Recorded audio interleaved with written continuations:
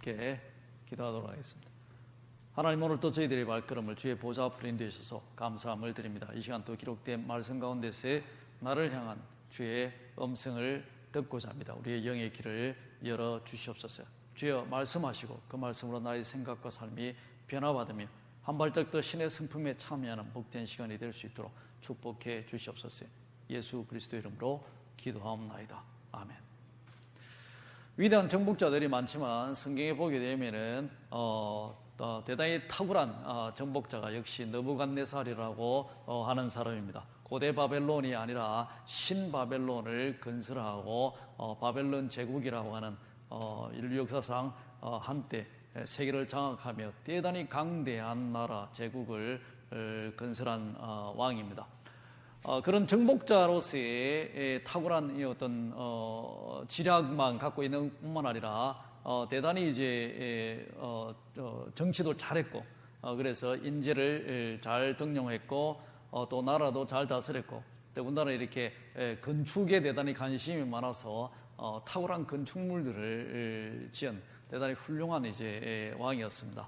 나름 대단히 잔혹하고 잔인했지만 그럼에도 불구하고 일반적으로 역사학자들이 평가하기에 느부갓네살은 정복자이지만 탁월한 정치인이고 탁월한 건축가고 탁월한 제국의 설립자였다, 이렇게 평가될 수 있습니다. 자기의 궁전을 지었는데 물론 너무나 오래전에 지었던 궁전이라서 지금은 터조차 찾기도 힘들고 다 무너졌지만 역사 기록이 남아있는 것이죠. 역사 기록에 보게 되면은 느부갓네살 궁전은 그 당시에 이 세상에서 어디에서도 발견할 수 없을 정도의 웅장하고 화려한 그런 자기의 궁전을 지었습니다. 그래서 역사학자들이 그 궁전을 이끌어 말하기를 The marvel of mankind, 인류의 경이로움이다라고 부를 정도로 엄청난 규모와 또 시설을 갖춘 그런 자기의 궁전을 바벨론에 건축을 했죠. 또 더군다나 역사학자들의 이야기를 읽어보면은 그런 대단히 잔인한 어떤 정복자였지만 또 한편으로 대단히 낭만이 있었던 사람이다라고 하는 것을 알게 됩니다. 자기의 아내를 대단히 사랑했다라고 합니다. 아내 이름이 아미티스인데 그 아미티스는 이란 여자였습니다. 이란의 메데아라고 하는 그곳의 공주였습니다. 그래서 그 공주를 데려다가 자기 아내로 삼았는데 아내가 이란을 떠나가지고 오늘 다시 말하면 이라크 쪽으로 옮게 된 것이죠. 바벨론이기 때문에 이란 자기 고향을 떠나서 이라크 쪽으로 시집을 와야 되는데 와서 보니까 거기는 너무 황량하고 이라크 땅은 바벨론 땅은 아주 그야말로 먼지가 날렸습니다. 그곳에서 왕이 아름다운 엄청나게 큰 이제 성을 건축했지만 자기의 아내가 자기가 살던 미디아의 푸른 초장을 너무나 그리워한 거예요. 그래서 자기 아내를 위해서 대단히 유명한 건축물을 짓게 됩니다. 그것이 바로 이제 세계 7대 불가사리 중에 하나라고 하는 이제 행잉 가든이라고 하는 불가사리가 아니죠. 세계 7대 불가사의죠. 불가사리는 아니고 세계 7대 불가사의 중에 하나라고 부르는 고대 불가사의, 대단히 정말 신비로운 건축물 중에 하나라고 불리는 행잉 가든 오브 바벨론이라고 하는 건축물을 짓게 됩니다. 자기 아내의 외로움을 달래주기 위해서. 그래서 도대체 어떻게 짓는지 지금도 대단히 미스테리합니다. 물론 이것도 건축물이 다 사라졌기 때문에 역사 속에서 지금 그걸 찾아서 복구할 수는 없습니다만 역사 기록에 남아있죠. 바벨론 역사학자의 기록에 또 그리스 역사학자의 기록에 이제 행잉 가든이라고 하는 것이 남아 있습니다. 그 바벨론의 높은 곳에 가든을 공중에 떠 있는 것은 아니지만 밑에 점토를 진흙으로 올려가지고 높은 산이 이렇게 보일 수 있도록 그 위에 가든을 만든 겁니다. 그리고 그 가든을 하나로 만든 것이 아니라 매달려 있듯이 청청이 가든을 만들고 거기에 각종 나무를 심고 또 여러 가지 이 꽃들을 심고 이래가지고 자기 아내가 공중에서 보게 되면은 정말 아름다운 초장을, 하늘에 매달려 있는 아름다운 초장을 볼 수 있도록 그렇게 디자인을 해서 만드는 겁니다. 가장 불가사의한 일은 그 가든에 물을 다 줘야 되는데 지금처럼 엔진이 있어서 펌프를 끌어올리다가 물을 줄 수 있는 때가 아니죠, 전혀. 근데 도대체 어떻게 그 방대한 큰 가든, 행인 가든에 공중에 건설되어 있는 그 가든에 물을 공급했을까? 아무도 모릅니다. 대단히 미스테리어스한데 느부갓네살 왕이 대단히 어떤 공학에도 대단히 탁월한 지식이 있지 않았을까? 물론 그 밑에 탁월하고 머리 좋은 사람들이 많았겠지만 불가사의한 일 중에 하나입니다. 다시 말해서 세계를 그 당시에 세계라고 불리는 중동 일대를 다 점령하고 지배해서 방대한 제국을 세웠을 뿐만 아니라 바벨론이라고 하는 그 성을 너무나 견고하고 아름다운 도시를 건축하게 됩니다. 방대한 도시를 건축하게 됩니다. 그리고 자기의 왕궁은 인류의 경이로움이라고 역사학자가 부를 정도의 방대한 또 아름다운 왕궁을 건설하고 자기 아내가 그 왕궁을 거닐게 되면은 공중에서 푸른 초장을 볼 수 있도록 거기에 행인가등을 건설한 사람입니다. 대단히 훌륭한 사람이죠. 그러니 얼마나 사실 교만했겠습니까? 인간이 갖출 수 있는 성취는 다 한 것이죠. 자기가 가지고자 했던 모든 것은 느부갓네살은 최소한 다 가졌다라고 볼 수가 있습니다. 막강한 파워, 권력 위에 모든 것을 다 가진 거예요.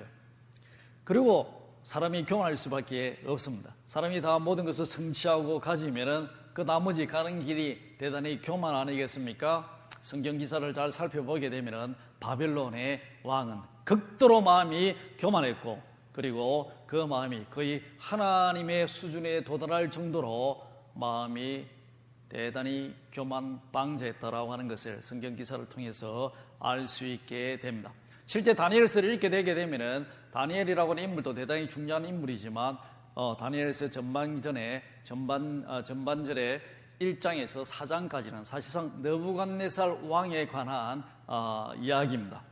실제 다니엘서 전반부는 이 위대한 왕이, 그러나 극도로 교만한 왕이, 심지어 이 왕은 예루살렘을 파괴시키고 하나님의 성전을 파괴시킨 장본인입니다. 그러니 또 하나님의 성전의 기물을 다 빼앗아 왔던 수십 많은 성직자들을 죽인 바로 장본입니다. 얼마나 마음이 교만해졌겠어요. 바로 이렇게 극도로 교만한 자가 변화되어 하나님을 섬기고 예배하는 겸손한 자로 바뀌었다라고 하는 그 내용을 기록하고 있습니다. 다니엘서 전반전에 보게 되면 1장에서 4장은 다니엘 느부갓네살 왕의 변화에 관한 이야기고, 그 뒤에 5장과 6장은 다니엘이라고 하는 사람의 탁월한 어떤 믿음에 관한 내용이고, 그 뒤에 7장부터 12장까지는 여러 가지 많은 예언들이 나오는데 많은 기독교 사람들이 잘못 오해해서 그런 다니엘서 7장부터 12장까지를 종말론과 연결을 시킵니다. 실제적인 앞으로 올 종말과는 전혀 내용이 상관이 없는 내용들입니다. 그래서 열왕교회 사람들은 다니엘서 7장부터 12장까지를 읽으면서 현혹받지 않기를 바랍니다. 종말과 관계없는 내용이고 모든 것은 역사적으로 예수 그리스도 이전의 이야기다라고 하는 것을 여러분들이 잘 이해를 하셔야 되겠습니다. 다니엘서 1장 전반부에 보게 되면 바로 이 위대한 느부갓네살이 세 가지 사건을 통해서 변화받았다라고 하는 사실을 기록하고 있습니다. 첫째는 지혜의 지식에 의해서 하나님 앞에 겸손해주는 어떤 하나의 사건을 경험하게 됩니다. 느부갓네살 왕이 한날 꿈을 꾼 거예요. 근데 그 꿈이 너무너무 이상했습니다. 그런데 자기가 아까 전에 말했듯이 인재를 등용했기 때문에 자기 그 바벨론 제국 밑에 얼마나 많은 학자들이 있었고 또 점장이들, 공부한 자들이 가득 차 있는 거예요. 여러 가지 지식을 갖고 있는 자들, 학문에 능한 자들, 은혜에 능한 자들, 또 심지어 영적 지식을 갖고 있다고 말하는 자, 탁월한 자들이 기라성같이 자기 밑에 있었습니다. 모든 지혜의 지식은 자기가 지고 있다고 생각했습니다. 그래서 이 꿈을 꾸고 난 뒤에 너무 이상해서 다 바벨론의 모든 점장이들과 또 학자들을 다 불러서 내가 꿈을 꿨는데 정말 이상한 꿈이다. 이 꿈을 너희들이 내게 알게 하고 해석하라라고 이야기합니다. 그러니 그 사람들이 아니 왕이시여, 이제까지 이렇게 말한 사람이 아무도 없습니다. 왕이 우리에게 꿈 내용을 이야기하시면 그때 저희가 해석하겠습니다. 그러니까 느부갓네살 왕이 화가 확 난 거예요. 이 사람들이 나를 또 속이려고 하는구나. 너희들이 내가 꿈 이야기를 하면 어떻게 해석하는데 그 해석이 맞을지 안 맞을지 알 수가 없으니까 그러지 말고 너희들이 내가 꾼 꿈을 먼저 이야기하고 그리고 해석을 하라. 그러지 않으면 너희들은 다 죽게 될 것이다 라고 무슨 명령을 하게 됩니다. 다 죽게 된 것이죠. 어떻게 꿈꾼 것을 알겠습니까? 아무리 내가 기도 열심히 한다고 가서 김소희 장로님한테 어제 이런 꿈 꾸셨죠? 어제 루디즈 가서 바비큐 먹는 꿈 꾸시고, 막 그렇게 이야기할 수가 있습니까? 아무리 무슨 여기 UT에 박사학위 몇 개 갖고 있는 사람한테 가가지고 제 어제 무슨 꿈 꾸는 거 혹시 아세요? 그 사람이 아무리 박사고 심리학 박사 몇 개를 갖고 있다 하더라도 뭔 재주로 그 사람이 꿈을 꾸는지 알 수가 있겠습니까? 바벨론 왕의 명령이 너무 잔혹한 거예요. 모든 바벨론의 학자들과 박사들이 또 점장이들이 다 죽게 된 겁니다. 물론 그 박사들 중에 다니엘과 다니엘의 세 친구도 있었다라고 성경은 기록하고 그들도 함께 죽게 될 운명에 처하게 됩니다. 그래서 다니엘이 급히 제안을 하게 되죠. 나에게 시간을 조금만 주십시오. 그러면 제가 정확하게 무슨 꿈을 꾸셨는지 또 그 꿈의 내용이 뭔지 알려드리겠습니다라고 이야기를 하게 됩니다. 그리고 다니엘이 자기 세 친구와 함께 열심히 기도를 하게 되고 놀랍게도 하나님은 다니엘에게 그 내용을 밤중에 이상으로 보여주게 됩니다. 그리고 다니엘은 그 왕 앞에 가서 꿈 내용을 이야기하게 되죠. 왕이여, 당신이 꾸신 내용은 이런 것입니다. 당신이 꿈속에서 한 신상, 큰 우상을 보게 되는데 그 우상의 머리는 황금이고 그리고 가슴과 팔은 은이고 그리고 배와 허벅지는 동이고 그 밑에 종아리와 발은 철인데 발 밑에는 철하고 진흙이 섞여 있는 모습을 보게 됩니다. 그런데 갑자기 한 돌이 공중에서 붕 떠더니 그 신상에 발을 치게 되고 그 신상의 발이 무너지면서 금부터 시작해서 은, 동까지 온 신상이 무너지게 되고 그 친 돌이 함께 모여 이 땅에 돌로 이루어진 태산과 같이 높은 산을 쌓는 이 모습을 보신 겁니다. 느부갓네살 왕이 얼마나 놀랐겠습니까? 아무도 알지 못했는데 자기가 정확하게 꾼 꿈을 다니엘이 이야기를 한 겁니다. 대단히 놀라죠. 그리고 그 꿈 내용은 이렇습니다. 바로 그 황금신상은 앞으로 쭉 황금신상부터 시작해서 본 그 신상은 앞으로 이 세상에 일어날 위대한 나라들에 관한 내용입니다. 왕이 침상에 누워서 앞으로 장래의 일, 어떻게 하면 나의 바벨론 나라를 영원한 나라로 만들까 명상하고 있을 때 하나님이 왕에게 이 꿈을 꾸게 하셔서 앞으로 될 일을 보여주신 겁니다. 이렇게 이야기를 하게 됩니다. 바벨론 왕은 이 바벨론은 바로 황금과 같은 나라입니다.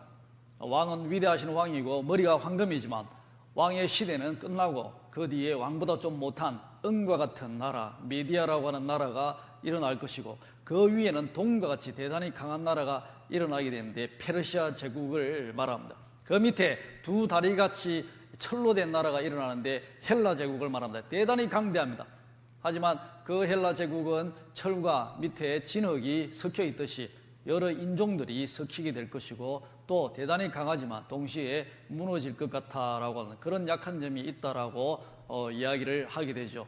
그래서 그 말을 듣고 난 뒤에 왕이 너무너무 감동을 받게 됩니다. 그래서 다니엘을 높은 자리에 세우고 모든 바벨론 제국의 박사들 위에 세워서 그 바벨론을 다스리게 하고 또 다니엘에게 많은 선물을 주게 되죠.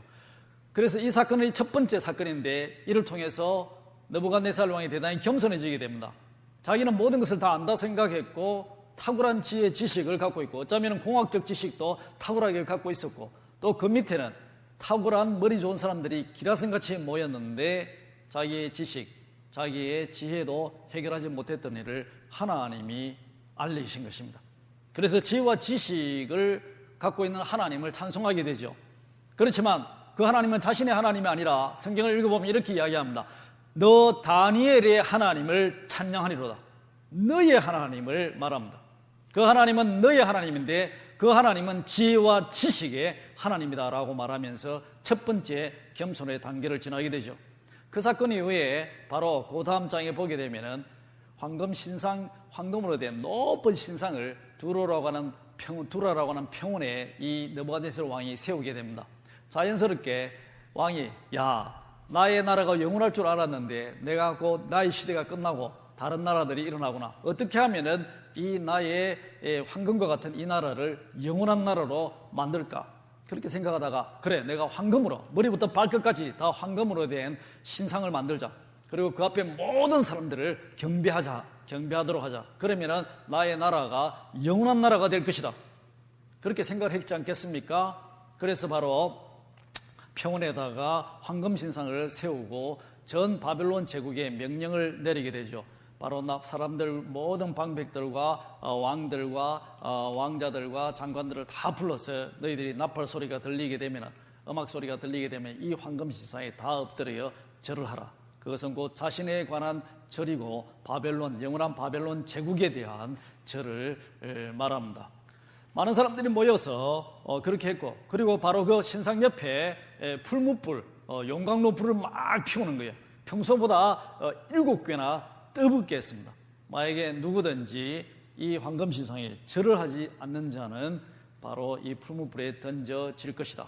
혹여나 자기들 중에 누가 배신하거나 반란을 일으키거나 해서 자기의 나라가 망할까봐 이 나라를 확고하기 위한 하나의 조처였다라고 하는 것을 알게 됩니다. 얼마나 느부갓네살 왕이 그 야망이 크고 끝이 없었나라고 하는 것을 알 수 있는 좋은 성경의 기사다라고 알 수 있습니다. 그런데 놀랍게도 음악 소리가 울려 퍼지고 모든 사람들이 그 황금신상 앞에서 엎드려 절을 하는데, 다니엘은 그 당시에 성경에 보면 어디가 있었는지 그 자리에 있지 않았고, 다니엘의 세 친구 사드락 메삭 아벳노고라고 하는 세 친구가 그 황금신상에 절을 하지 않게 되죠. 그래서 결국은 체포당해서 느부갓네살 왕 앞에 끌려옵니다. 느부갓네살 왕이 너희들에게 한 번 더 기회를 주겠다. 만약에 이 황금신상에 절을 하지 않으면 너희들은 저 뜨거운 풀무불에 던져질 것이다. 사드락과 메삭과 아벳노고가 이렇게 합니다. 왕이시여, 그 일에 대해서는 다시 한번 말할 필요가 없습니다. 만약에 왕이 우리를 저 뜨거운 풀무불에 던지시면은 우리의 하나님이 우리를 구원하실 것이고, 혹시 그리 아니하신다 할지라도 우리는 저 신상 앞에 절하지 않겠습니다. 우상을 섬기지 말아라고 하나님 말씀을 지키게 된 것이죠. 느부갓네살 왕은 극도로 분노하게 되고 그들을 풀무불에 던지라 명령하게 됩니다. 사람들이 그들을 끌어다가 줄로 묶고 풀무불에 던지는데 얼마나 불이 뜨거웠던지 그 풀무불에 던지러 간 사람, 끌고 간 사람도 떨어져서 죽게 됩니다. 그리고 세 사람은 뜨거운 용광로 불 속에 떨어지게 되는데, 가만히 왕이 이렇게 보게 되니까 비명소리도 들리지도 않고 그 속에 한 사람이 나타나는데 네 사람이 막 움직이는 거예요. 왕이 대단히 놀라게 됩니다. 아니, 우리가 저 불 속에 던진 사람이 세 사람이 아니냐? 근데 왜 네 명이 저 속에 움직이느냐? 신의 아들과 같은 자가 함께 그들과 움직이는 놀라운 모습을 목도하게 됩니다. 그래서 그 불 앞에 가서 사드락과 메삭과 아벳노고야라고 부르니까 그 불 속에서 사드락과 메삭과 아벳노고가 불에 타지 않고 녹게 되는데 옷에 그런 냄새 하나 없이 그대로 녹게 되는 것입니다. 느부갓네살 왕이 얼마나 놀랐겠습니까? 첫째, 이제까지 이 전쟁 속에서 수십 많은 사람들을 죽였습니다. 정복자입니다. 많은 사람들이 그 앞에 무릎을 꿇고 생명을 구했습니다. 생명만큼 세상에 소중한 것이 어디 있겠습니까? 하지만 여기에 하나님 앞에 우상 숭배를 하지 말라는 법을 지키기 위해 자기의 생명을 돌아보지 않는 하나님의 사람 3명을 만나면서 마음에 대단한 큰 충격을 받았을 것입니다. 죽음을 두려워하지 않는 자, 도대체 이들은 누군가? 이들은 누군데 내가 혹 그들을 죽인다 할지라도 그들의 마음은 빼앗지 못하는구나. 자기의 권력에 손상을 말하는 것이죠. 도대체 하나님은 누구길래 나보다 더 이런 큰 권력을 가지고 있나? 마음에 겸손해질 것입니다. 그리고 모든 사람들의 죽고 살고를 자기가 장악을 했습니다.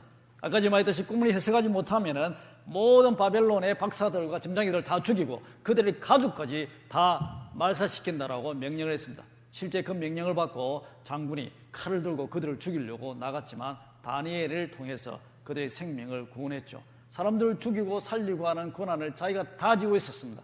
그런데 놀랍게도 하나님이 자기가 불 속에 던져버린 사드락과 메삭과 아벳노고를 구원하셨다라고 하는 겁니다. 도대체 구원의 힘이 누군가?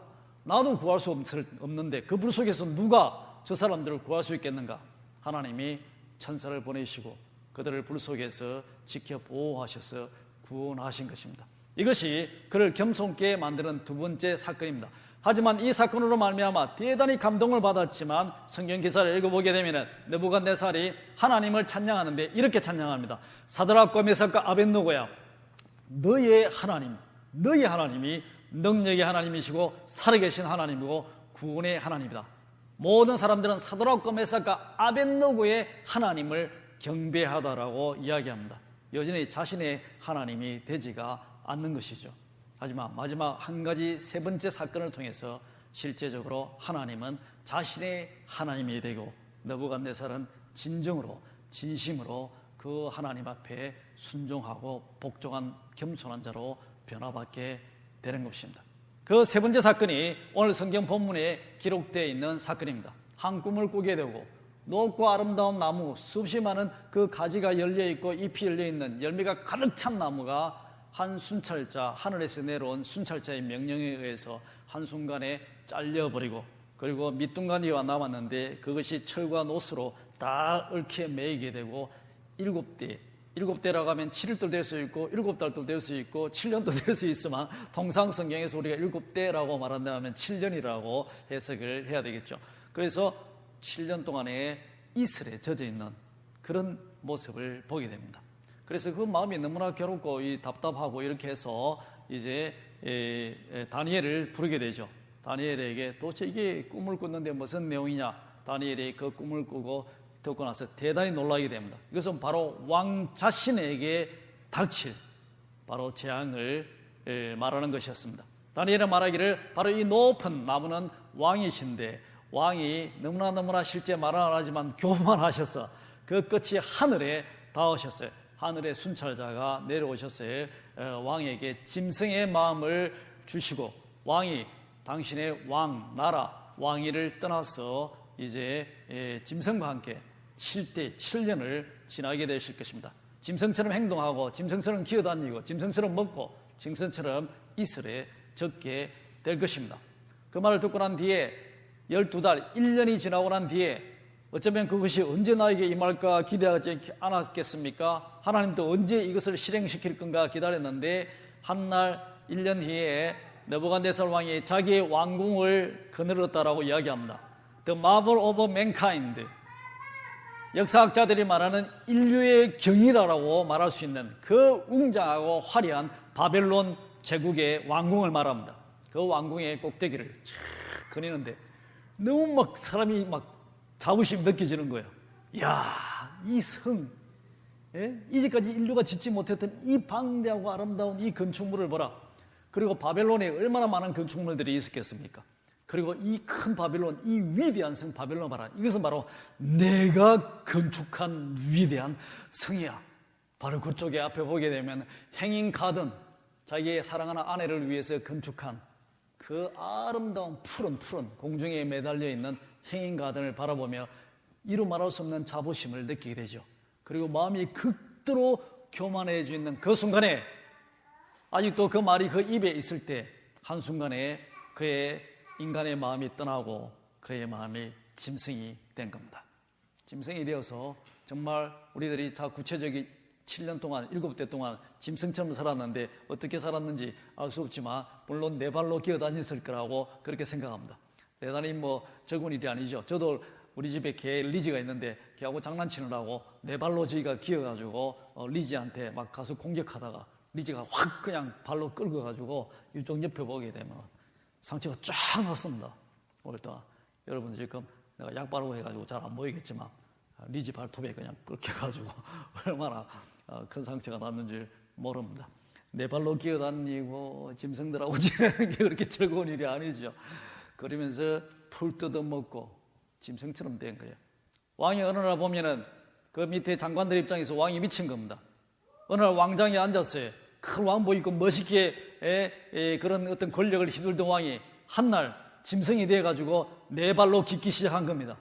그리고 사람의 모습도 아니고 소리도 아니고 이상한 소리를 막 개성을 내면서 밖에 나가서 막 지내는 거예요. 그러면서 그 왕궁을 떠나서 자기가 지은 왕궁 얼마나 아름답고 더군다나 그 왕궁 속에 침실은 또 얼마나 아름답게 지었겠습니까? 자기의 아내와 함께 거하는 그 사랑스러운 아내가 그런 그 왕궁의 침실을 얼마나 아름답게 지었겠습니까? 그 침실을 떠나서 들에 나가서 짐승과 함께 지내게 된 겁니다. 그리고 아침마다 내리는 이슬을 맞게 되고 온몸의 가죽은 정말 독수리의 털처럼 다 일어나게 된 거예요. 그러면서 비로소 깨닫게 된 겁니다. 아, 이 나라는 나의 나라가 아니구나. 나 위에 모든 것을 주관하는 하나님이 계시는데 하나님이 누구든지 마음이 원하는 대로 그 나라를 주시는구나. 그 하늘에 하나님을 비로소 발견하게 되고 그 마음이 겸손하게 된 겁니다. 그렇게 7대를 지나고 난 뒤에 그의 마음이 극도로 겸손해졌을 때 비로소 하나님이 그에게 인간의 마음을 다시금 허락하시고 그는 정상이 되어 자기의 왕복을 입고 왕자에 앉게 되고 정상으로 돌아온 왕, 그러나 너무나 변해버린 왕, 한때 극도로 신처럼 교만했던 왕, 하지만 이제는 너무나 겸손한 그 왕 앞에 많은 시종들이 나와서 장관들이 예전처럼 경배를 했다라고 하는 겁니다. 그래서 느부갓네살 왕이 이제는 다니엘의 하나님을 찬양하라, 사드락과 메삭과 아벳느고의 하나님을 찬양하라가 아니라 바로 하늘의 하나님, 나의 주, 누구든지 그 나라를 원하는 자에게 주시는 자, 그가 마음만 먹으면 그 뜻대로 행하시는 그 하나님, 영원히 살아계신 하나님을 온 천하 만민은 찬양하라라고 이야기를 하고 있다라고 하는 것입니다. 바로 이 세 가지 사실을 통해서, 사건을 통해서 느부갓네살 왕이 실제 변화받은 것입니다. 하나님의 대적자, 한때는 사탄과 같은 자, 하나님의 나라 그 백성을 공격한 적, 그리고 예루살렘의 파괴자, 성전의 파괴자, 성전의 모든 기물을 다 빼앗아서 자기 나라로 가져왔던 그 왕, 그 왕이 바로 하나님에 의해서 변화받아 그가 모든 교만을 버리고 진정으로 겸손한 자가 되고 그가 남긴 마지막 고백은 하나님이 교만한 자를 능히 겸손케 하신다, 그렇게 고백하게 된 것입니다. 우리는 성경을 통해서, 구약 성경에서 하나의 위대한 변화라고 하면 어쩌면 이 느부갓네살의 변화가 가장 위대한 변화일 수 있습니다. 신약 성경에서도 보면 우리는 위대한 변화를 찾아볼 수 있습니다. 바로 바울이라고 하는 선교사죠. 한때 예수 그리스도의 적이었습니다. 그러나 스데반과 대화를 하며 스데반의 지혜와 지식에 대단히 놀라게 됩니다. 아니, 어떻게 저런 지식과 지식을 가지고 있게 됐을까? 나보다 더 잘 아는 사가 있구나. 자기가 세상에서 제일 똑똑한 줄 알았는데, 그 당시에 율법으로서는 자기가 천재인 줄 알았는데 자기보다 더 탁월하고 똑똑한 스데반과의 대화 속에서 깊은 상처를 받게 됩니다. 그리고 그 스데반은 결국은 죽이게 되죠. 하지만 하나님을 찬양하며 눈을 우러러 자기를 죽이는 자들을 용서해달라 말하고 죽어가는 스데반의 모습을 보며 다시 한번 깊은 감동을 느끼게 됩니다. 하지만 그때도 예수 그리스도는 바로 스데반의 예수였습니다. 하지만 다메섹 도상에 예수를 핍박하는 자를 잡기 위해 가다가 실제 그 예수가 자신에게 나타나게 됩니다. 직접 예수를 만나고 난 뒤에 비로소 그 예수는 스데반의 예수가 아니라 자신의 예수가 되고, 그는 교만한 핍박자였어요. 겸손한 순교자, 또 선교자로 바뀌게 되는 것입니다. 오늘도 하나님은 저희들을 계속 지속적으로 변화시켜 나갑니다. 우리가 예배를 통해서 매주를 와서 예배를 드리는데, 매주 예배를 드리면서 마치 새벽이 설에 옷깃이 젖듯이 우리는 조금씩 겸손의 길로 나아가게 되는 겁니다. 만약에 10년, 20년 예배를 드리는데 우리가 마음이 전혀 겸손해지지 않는다라고 하면 우리는 예배를 통해서 얻고자 하는 가장 중요한 열매를 얻지 않고 있다라고 말할 수 있습니다. 예배를 통해서 우리는 조금 겸손의 길로 나아가는 것입니다. 그것이 바로 진정한 예배를 드리는 자, 하나님을 경배하는 자의 길로 나아가는 것입니다. 예배라고 하는 것은 엎드려 절한다라고 하는데, 어떻게 겸손하지 못한 자가, 교만한 자가 예배를 드릴 수 있겠는가? 그것은 있을 수 없는 일인 것이죠. 우리는 우리의 삶의 예배를 통해서 결국 우리가 나아가고자 하는 것은 진정한 예배를 드리는 자, 진정한 경배자, 가장 겸손한 자의 길로 나아가는 과정이다라고 말할 수 있습니다. 어떤 것이 아름다운 삶인가라고 이야기했을 때 우리는 항상 성공하고 항상 성취하고 항상 강하고 건강한 것, 그것이 꼭 아름다운 삶인가라고 질문을 던질 수가 있습니다. 그렇지 않다라고 하는 것을 성경을 통해서 발견하게 되는 것입니다. 성공과 실패가 병행하는 삶, 또 성취와 좌절이 병행하는 삶, 항상 강하지 않고 때로는 강하고 때로는 약하고 또 때로는 건강하나 때로는 병들며 함께 병행해 가는 삶, 그 삶이 사실상은 진정으로 아름다운 삶이다라고 결론 내릴 수가 있습니다. 왜? 그러한 삶이 우리를 교만이 아니라 겸손의 길로 인도하기 때문입니다. 오늘도 하나님은 세 가지를 통해서 우리를 겸손의 길로 인도하시고 우리를 변화시킵니다. 이 변화는 위대한 변화입니다. 세상의 가장 위대한 변화는 교만한 자가 겸손하게 되는 것, 이것보다 더 위대한 변화는 없다라고 볼 수 있습니다. 첫째, 지혜와 지식을 통해서 우리를 하나님이 겸손케 하게 됩니다. 우리가 뭐를 지식이 있다, 지혜가 있다라고 하는 것은 전문용어로 cognitive faculty라고 어떤 인지작용하는 어떤 그 faculty가 있는 거예요. 그 프로세스가. 그걸 통해서 무엇을 안다라고 하는 겁니다. 무엇을 안다, 그것이 지식이든 어떤 방법이든 그것을 안다라고 할 때 우리는 그것을 지식 내지는 지혜다라고 이야기를 하고 있습니다. 근데 우리가 아무리 열심히 공부하고 아무리 우리 카그니티브 패컬티를 막 발동시키고 작동시킨다 하더라도 얼마나 알 수 있을 것인가? 지난주에 CNN에서 그냥 일면을 장식하고 난리난 것이 과학자들이 화성에 물이 있을 것 같다라고 하는 그 증거를 발견했다라고 하는 겁니다. 화성에 한때는 물이 흘렀다. 그리고 뭐 어쩌면 지금은 그 지면 밑에 물이 있을 수 있을 것이다. 그것 가지고 막 대단히 막 우리가 과학이 발달되고 우리는 정말 뭐를 알고 있다, 업적이 대단하다라고 막 그렇게 이야기하는데 가만히 생각해보면 좀 웃기지 않습니까? 이 방대한 우주 중에 화성이라고 하는 건 지구 바로 옆에 있는 별인데 그 별에 물이 있는지 없는지 우리는 아직까지 모르는 거예요. 그러니까 아무리 우리가 막 무엇을 안다라고 하는 우리의 기능을 막 극도로 다 돌렸어요. 머리 좋은 사람들이 모여서 막 화성에 대해서 알려고 이야기했지만 화성에 물이 있는지 없는지 우리는 정확하게 모르고 생명체가 있는지 없는지도 우리는 사실 모르는 겁니다. 방대한 우주를 생각하게 되면 우리는 모른다라고 하는 것이 결론입니다. 어떠한 것이든 우리는 모르는 겁니다. 모든 지혜와 지식은 하나님께 속한 겁니다. 자, 지자합니다면 지혜와 지식 때문에 느부갓네살처럼 교만해질 수가 있지 않겠습니까? 자기 자신의 지혜와 지식 때문에 또 내 주위에 수십 많은 지혜와 지식이 있는 자들이 있기 때문에 우리는 때로는 교만해질 수 있습니다. 하지만 그것은 다 허상입니다. 우리는 무엇을 아느냐라고 질문을 던질 때 모른다라고 말하는 것, 그것이 진리입니다. 모든 지혜와 지식은 하나님께 속했습니다. 우리는 그리스도인으로서 예배를 드리고 살아가면 점차 나의 안다라고 하는 것은 의미가 없다라고 하는 것을 발견하게 됩니다. 하나님의 모든 하나님께 지혜와 지식이 속했다라고 하는 것을, 그것을 진정으로 깨달아 알게 될 때 우리는 겸손의 길로 나아가게 되는 겁니다. 동시에 우리는 구원의 능력을 경험하며 겸손해질 수밖에 없습니다. 내가 누구를 구원할 수 있습니까? 부모들이 제일 안타까울 때 어린애가 애가 아파서 막 하면은 부모인데 뭐 대단한 파워를 가질 것 같이 그렇지만 어린아이가 자녀가 아프면은 해줄 것이 아무것도 없습니다. 우리에게 정말 구원의 능력이라고 하는 것이 있는가? 통계에 따르면 미국의 의사들의 60%가 누가 자기를 닥터라고 부를 때 마음에 그렇게 부담스럽고 스트레스를 받는다라고 하는 겁니다. 사람들은 닥터가 뭐 해줄 줄 알고 낫게 해줄 줄 알고 자기 보고 의사 선생님 닥터라 부르는데 60%는 너무 힘든 거예요. 그 말을 듣는 것 자체가. 자기가 실제는 해줄 것이 아무것도 없는데 환자를 낫을 능력이 없다는 걸 자기도 잘 알고 있는 겁니다. 자기도 죽어가는 자고 자기도 좀 있으면 죽을 텐데 자꾸 죽어가는 사람을 보고 자기 보고 살려달라 그러니 의사들이 얼마나 스트레스를 받겠습니까? 우리가 점차 살아가며 또한 하나의 느끼는 것은 구원의 능력이 나에게 있지 않다라고 하는 것입니다. 나에게 있지 않고 내 주위 어느 누구에게도 구원의 능력이 있지 않다라고 하는 겁니다. 참다운 구원의 능력은 하나님께 속한 것입니다.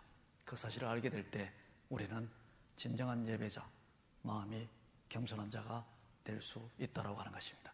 가장 중요한 하나의 우리를 겸손케 하는 것, 그것은 바로 직접 하나님을 만나고 신을 체험하는 것입니다.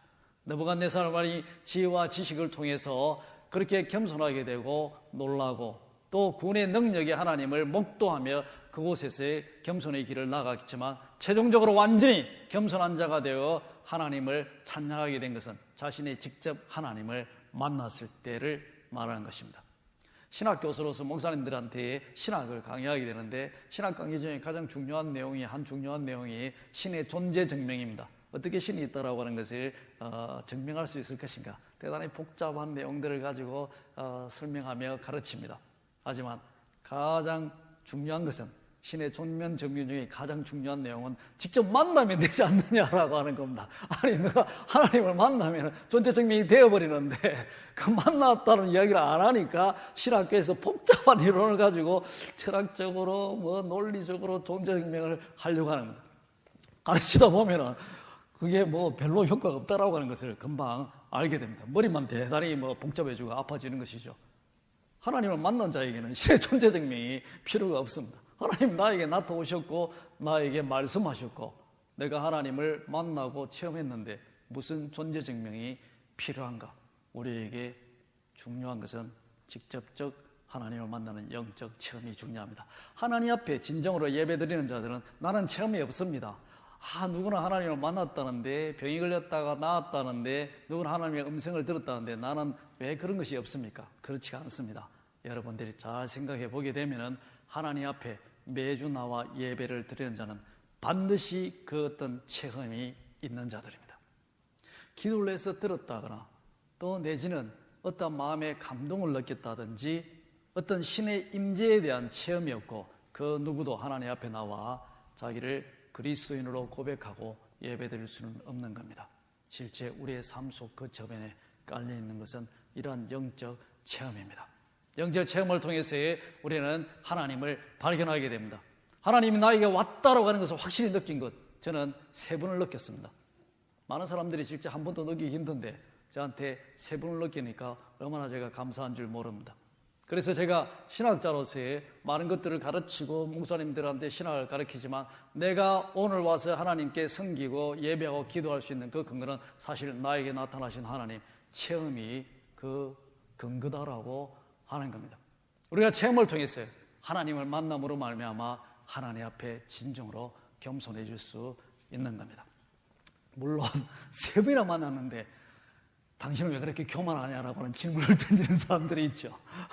아직 덜 만났나 보죠. 계속 예배를 통해서 경험하며 만나면서 점차 겸손의 길로 나아가게 되는 것입니다. 바라기는 우리 한예랑 또 미예랑에 함께 모여 예배드리는 자들이 겸손한 자들이 되기를 원합니다. 겸손한 자들이 되어 하나님께 예배드리게 될 때 그 예배는 진정한 예배가 되고 하나님이 감동받는 예배가 되게 되는 것입니다. 바라기는 한예랑과 미예랑에 위대한 변화가 있기를 원합니다. 우리 가운데 위대한 변화, 다시 말해서 진정으로 겸손한 자가 일어나기를 원합니다. 느부갓네살처럼 진정으로 겸손한 자가 되어 혹주를 알지 못하는 자가 우리의 모임에 발을 들인다 할지라도 그곳에서 위대한 자를 발견하고 그로 말미암아 하나님께 찬양하고 경배할 수 있는 놀라운 일이 일어나기를 주의 이름으로 축원드립니다. 함께 기도하도록 하겠습니다. 하나님, 오늘도 다니엘서 4장을 통해서 느부갓네살의 변화를 깨닫고 또 그 속에서 교훈을 얻게 해주셔서 감사함을 드립니다. 이루 말할 수 없는 세상의 권력과 가장 높은 자리에 서며 또 이루 말할 수 없는 교만한 자리에 있었던 자가 하나님의 지혜로 말미암아 군의 능력으로 말미암아 또 하나님을 직접 만남으로 말미암아 진정으로 겸손한 자가 되었습니다. 오늘도 하나님은 여전히 교만한 자를 겸손케 하는 줄 저희들이 잘 알고 있습니다. 우리 예랑 공동체 속에 역사하여 주셔서 우리가 매주 예배 드릴 때마다 조금씩 더 낮아지며 진정으로 겸손한 자리에 나아갈 수 있도록 축복해 주시옵소서. 어느 한날 우리들이 겸손하여 줘서 하나님 앞에 진정한 예배자가 되기를 원합니다. 우리 가운데 위대한 변화가 일어나고 또 그로 말미암아 하나님이 감동받으며 주의 많은 사람들을 감동시켜 나가는 한예랑 미예랑이 될 수 있도록 축복해 주시옵소서. 예수 그리스도 이름으로 기도합니다. 아멘.